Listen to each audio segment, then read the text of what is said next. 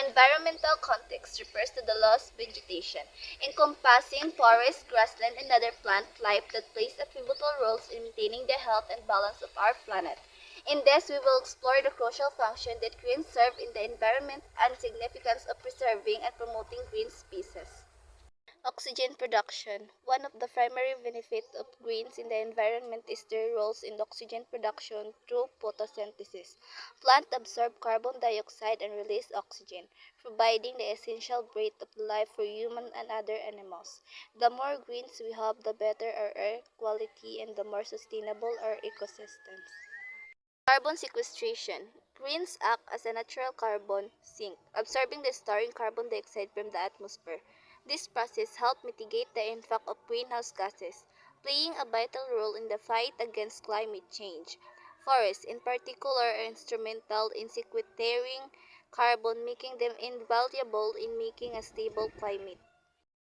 Biodiversity support. Green environment foster biodiversity by providing habitats for a diverse array of plant and animal species. The interconnectedness of ecosystem ensure the survival of various organisms and contributing to the overall health and resilience of the environment. Preserving greens means protecting countless species from extinction. Water regulation. Greens play a crucial role in regulating water cycles. Trees, for instance, absorbing and release water through a process known as transpiration, influencing precipitation patterns and preventing soil erosion.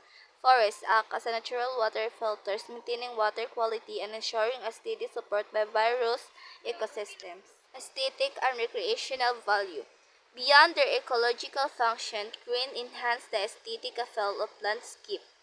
Parks, forests, and green species contribute to human well-being by offering recreational opportunities, promoting mental health, and creating spaces for people to connect with nature.